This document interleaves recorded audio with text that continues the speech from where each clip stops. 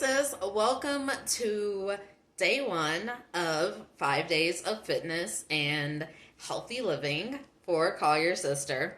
As we mentioned before, May 13th is National Women's Checkup Day. So Via and I are coming at you with 5 days of videos. So let's get into it. Today, I am going to be showing you how easy it is to prep your food ahead of time. I do this because I work in an office and it's so much easier, makes my week less stressful when I prep all of my meals for the week on Sunday. Yes, it's a lot of cooking. It usually takes me a couple hours in the kitchen, but I take little breaks. It probably wouldn't take that long if I just cooked straight through. I'm exhausted afterwards. But during the week, I have healthy options for breakfast and lunch. I don't have to worry, what am I going to eat tomorrow? I just have to pack it in my lunch bag. So if you work in an office or you're always grabbing fast food to go, how many of us do that? Come on, raise your hand. This way you don't have to do that. So this week I am going to make tuna salad wraps. I'm also going to make a steak and rice bowl. I have a crispy chicken Cobb pasta salad that I made that I didn't eat last week. So that's another meal. And look, we're already up to 3 meals and the week is halfway over. What? See how easy it is? So I'm going to show you in this video how you can prep and make healthy choices. I choose my meals different each week because I like variety, but you can decide what works for you. Stay tuned. I'm going to be bringing you some healthy options.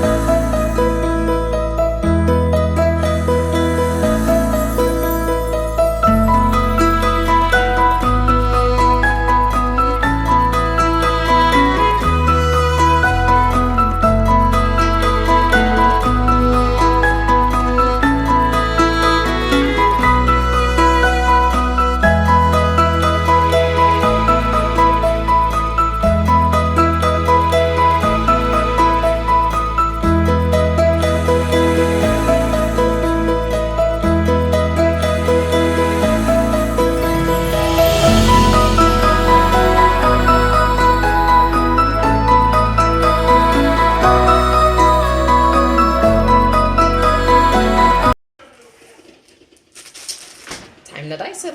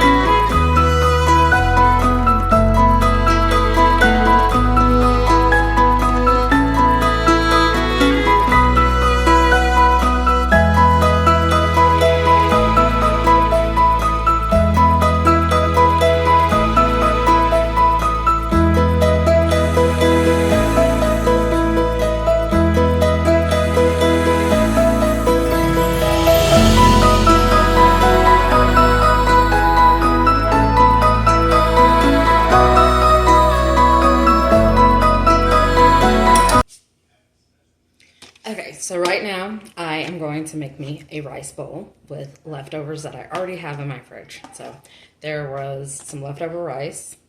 I also have leftover steak from tacos. So it's going to be rice, and then I'm going to layer it with steak, then vegetables, and use the vegetables that you have. I like doing this because it gets rid of the leftovers, and it's really fun coming up with different ways to do that. If you don't like rice bowls, you could also do a burrito, a quesadilla. You could also just eat the steak and rice just together with some cheese. That sounds really good. So I'm going to put it together. And since rice is my base, I want to make sure that there's enough of it.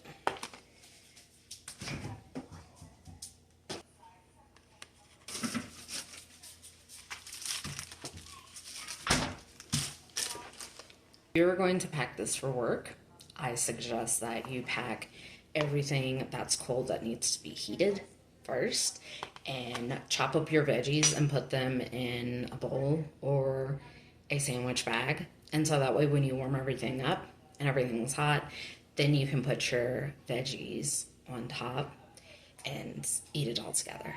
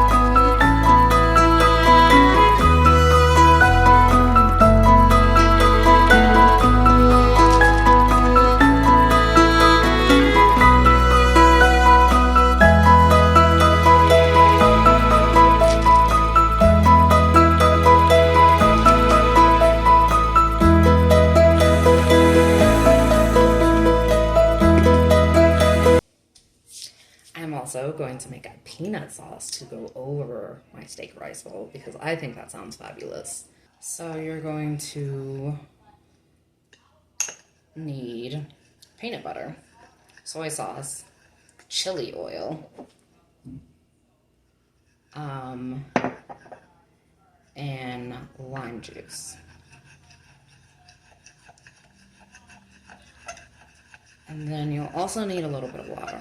I will post the recipes for all of the meals that I made.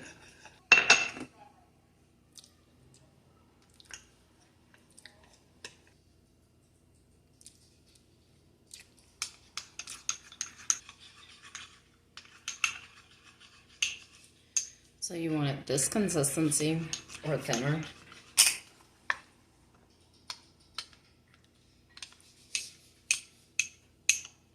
Okay, so if you're counting with me, we've made the tuna salad.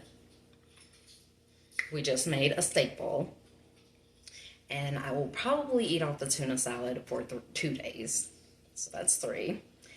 And I have a crispy cob pasta salad that I did not finish last week, and that's 4.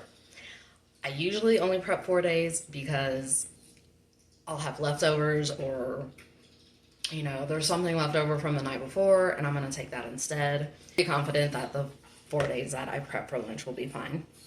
Next up, I'm going to show you how to make a breakfast casserole that will last me all week long. All you need for this breakfast casserole are the ingredients right here. Now, I've made this breakfast casserole with different breads. The best bread to make it with is croissants. These croissants were only $5 at the store. I've also used this breakfast casserole, and instead of sausage, I've used bacon, I've used chorizo. It's actually any meat that you want to have in your breakfast casserole. I've also used a packet of gravy to pour over it, but we're trying to keep this healthy. I'm trying to show you how to prep meals that are healthy. So I'm skipping on the gravy. You can also skip on the cheese, but I love cheese, so we're not skipping on the cheese. I forgot to get shredded cheese at the store, and I don't feel like shredding cheese.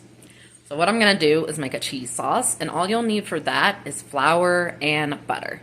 So let's get to it. A small skillet, and I'm going to heat up about 2 tablespoons of butter and about 1 tablespoon of flour. We want to keep this healthy, so I'm not going to use a lot of cheese. I'm making a roux first. So I'm going to get those ingredients together. My skillet up, accidentally poured some flour in there. If you watched some of my videos on my YouTube channel, you know I eyeball a lot of things in recipes. But if you're a good cook, you can eyeball, you know, that looks about a tablespoon. That's just how I cook. And I'm sure plenty of you watching this would be like, yep, that's how I cook too. So while that's heating up, I can tell you what the rest of the process will be. What you'll do is you will take your pan, and then what you're going to do is you're going to grab your package of croissants or whatever bread you want. And this is also a good time to mention, if you have leftover French bread, if you have bread that's like, this is about to go bad, this is a really good recipe to use, because you can just use that bread that's probably about to go stale in your breakfast casserole, and it's going to turn out great. So this is why you butter spray it, but like I said, the croissants work the best. Turn out so good. So my cheese sauce is done. It's setting off to the side. I chopped up some sausage. Gonna brown that in the skillet. Once it's browned in the skillet, then I'm going to add my eggs. If you are wanting veggies included in here, which I highly recommend, chop up your veggies while the sausage is browning. I'm a little low on veggies, and we're having Philly cheesesteak tonight, so I don't want to use up the veggies for dinner. I'm going to chop that up, saute them with the sausage, and then once the sausage or your meat of choice and your veggies are cooked, that's when you're going to add your eggs. So while this is going, what I'm going to do is scramble my eggs together. I know what you're thinking. Char, didn't you make a bunch of boiled eggs this week? What are you doing with those? So I always have boiled eggs on hand because sometimes I don't feel like eating. Sometimes I don't have an appetite. Always boil eggs whenever I'm prepping for the week. Sometimes, like the other morning, I didn't make the casserole, so I needed something quick for breakfast, which I ended up just taking a frozen waffle and a boiled egg and some fruit salad with me, which you saw me cut up, and then I had my fruit salad on top of the waffle and then my boiled egg. I suggest always making ahead things like that, because if you're in a pinch or a time crunch, or your kid may want a snack, that is a really healthy snack, and you don't have to worry about boiling eggs right then. I'm using 3 eggs. I suggest using at least 2. If you're making this for a family, I would use a 13 by 9. I will probably be the only one eating off of it. Via may have a few servings, but 2 is the very least. I would say if you're feeding a family, use anywhere from 3 to 6 eggs. Think of it as you're making scrambled eggs. So how many eggs do you want per how many people are eating off of it?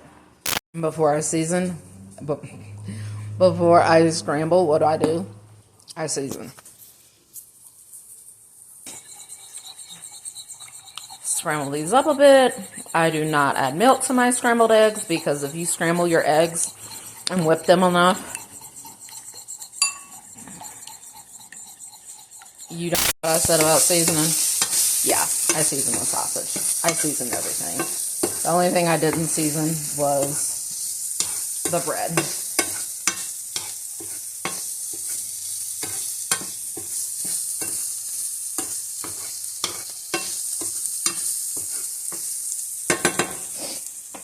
So once it is scrambled enough and the sausage is brown enough, pour it in your pan. At this point, the eggs are cooking. What you're going to do is you're going to scramble it up. I'm not concerned with you fully cooking it because we're going to put this in the oven. So if it's not fully cooked, your eggs, don't worry about it.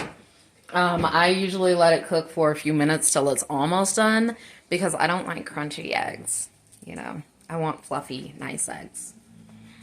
I should have said this at the beginning of the video, but your oven needs to be on 350. So I'm going to preheat it now. My oven preheats pretty fast, so that's not a problem.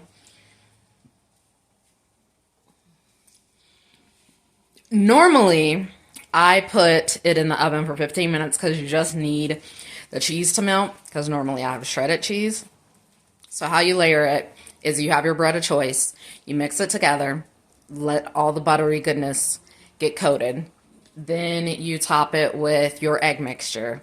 Then you top it with your cheese. So I'm thinking about 10-15 minutes should be good enough to have everything get all gooey and lovely and delicious. But if you're using this recipe, you know, test it. If it doesn't look done, put it in the oven for a few more minutes. This would also work in an air fryer, but I don't have a large air fryer where I can make a casserole in. So for this, I still have to use my oven. So you want to make sure you cover the eggs with every bit of the bread. If I was making this for a brunch or for my family, I would probably scramble one more egg because you can see little bits that isn't covered, but I'm not concerned about this. This is just so I can have something quick for me to eat for breakfast when I'm at the office. Since my cheese has been setting, I added a little bit of water to thin it out. And now I'm going to pour. Same thing like before. Make sure as much cheese covers your casserole, covers the tops of the bread.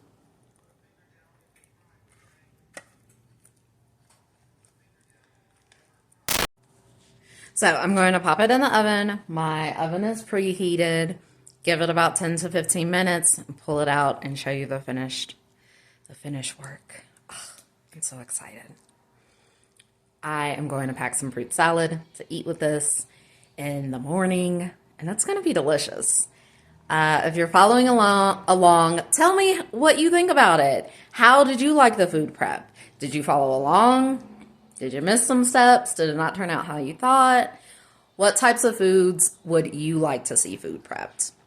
Or that you're interested in food prepping? Let me know in the comments.